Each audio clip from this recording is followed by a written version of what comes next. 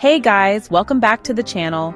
This is an update to the video I put out earlier about the devastating Myanmar earthquake.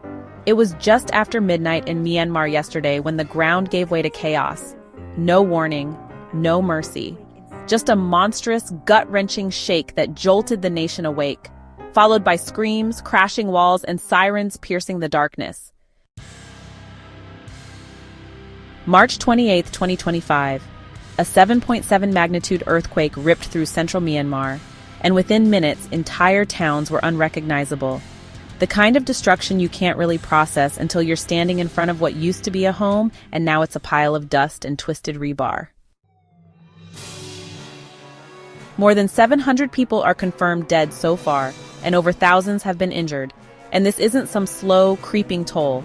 This is happening fast. The death count could double in a heartbeat. The epicenter? Right near Mandalay, a densely populated area smack in the middle of the country. And because the quake struck just 10 kilometers below the surface, it hit with full force. It wasn't a gentle sway. It was violent, jarring, and relentless. Buildings crumbled in seconds. People were trapped inside homes, schools, and even hospitals. Roads split open.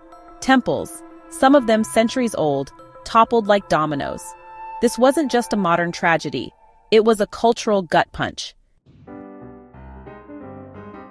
But let's take a step back. Myanmar sits on the Sagaing Fault Line, an infamously volatile tectonic plate boundary that's been restless for centuries. Seismologists have been warning about a big one for years. And well, here it is. The quake didn't stop at Myanmar's borders. Tremors were felt as far as Thailand, Bangladesh, India, and even parts of China. In Bangkok, a high-rise under construction collapsed, killing at least a few workers and injuring many more. People panicked, buildings were evacuated, and suddenly, the whole region was reminded just how powerless we all are when the earth decides to stretch its legs. But this is Myanmar, remember, which means this disaster didn't strike a nation that was fully equipped to handle it. Far from it. Myanmar has been in political turmoil since the 2021 military coup. There are rebel groups fighting for autonomy, internet blackouts, media censorship, human rights violations. And now, this? The word overwhelmed doesn't even scratch the surface. And because the government is so entangled in its own corruption, there's real concern that humanitarian aid might not reach the people who need it most. The military leadership has a long, gross history of hoarding resources and silencing critics. International aid organizations are already reporting red tape, slow communication, and difficulty getting into some of the hardest-hit zones.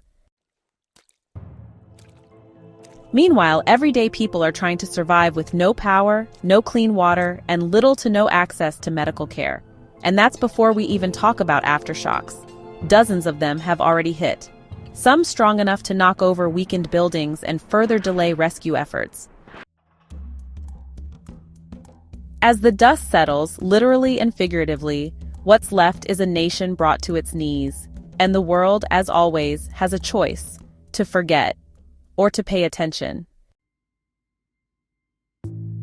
Because this isn't just a foreign disaster, this is a warning.